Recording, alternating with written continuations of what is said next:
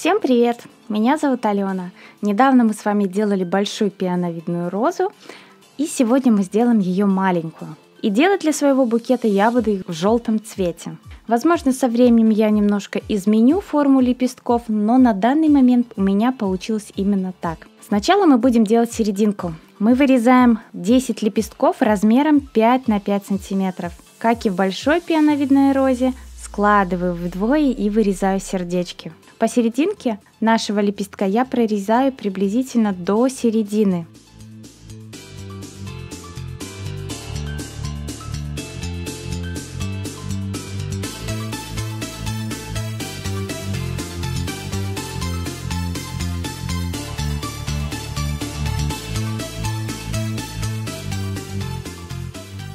После этого я беру нитку с иголкой и начинаю все это сшивать.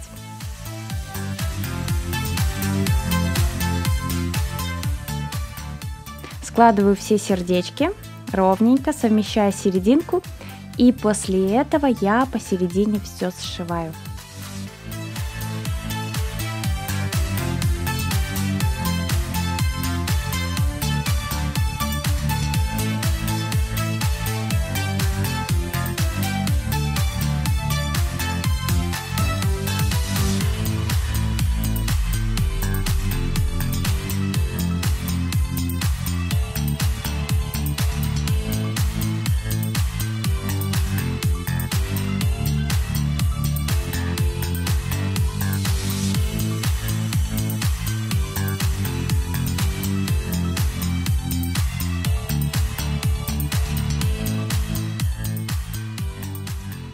Мы с вами сделали книжку, а теперь начнем обрабатывать наши лепесточки.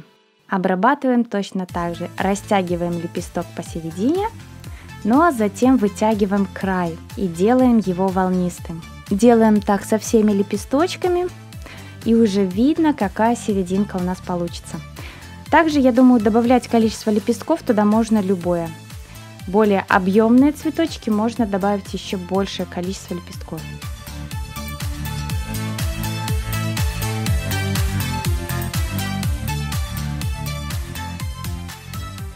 Затем мы делаем следующий ряд лепестков. Делаем мы таких лепесточков 6 штук размером 4,5 на 7 сантиметров. Растягиваем их посерединочке, формируя круглую форму лепесточка.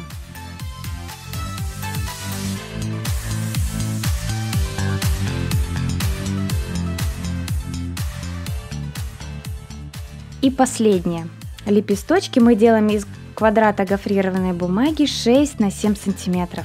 Таких лепестков нам понадобится 12 штук. Точно так же выгибаем посерединке, делая круглую форму. И после этого я буду склеивать по 2 лепесточка вместе. И так у нас получится 6 заготовок по 2 листочка.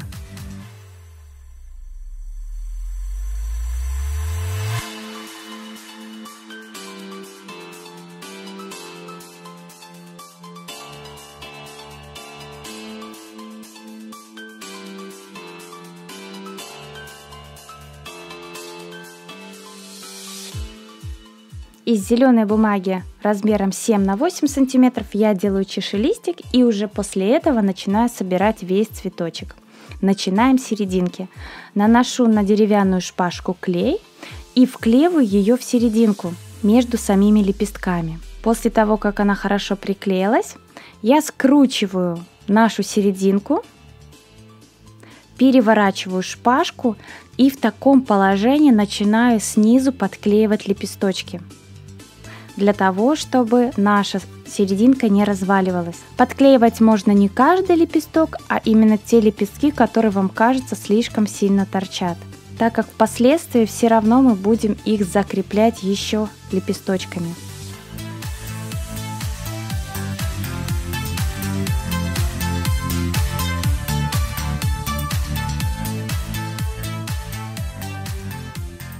И вот такая серединка у меня получается. И после этого мы начинаем приклеивать 6 наших лепесточков. Приклеиваю их по кругу, накладываю до серединки один на второй.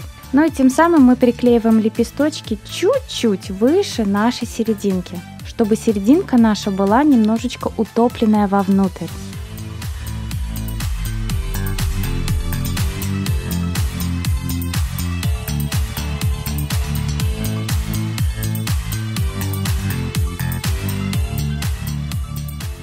Приклеили второй ряд лепестков и теперь последний. Точно так же по кругу я приклеиваю все наши лепесточки. В такие розочки можно добавлять еще лепесточки, делать ее более пышной или делать ее менее пышной, оставляя только один ряд лепестков, и будет небольшой бутончик.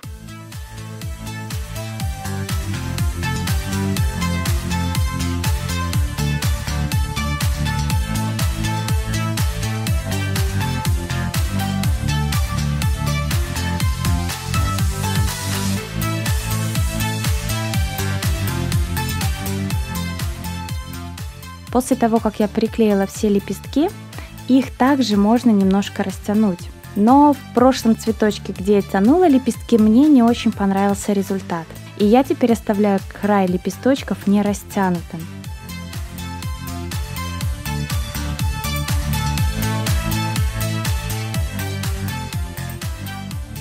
Приклеиваем чашелистик к нашему цветочку, обкручиваем ножку тейп-лентой или гофрированной бумагой, и наша роза готова.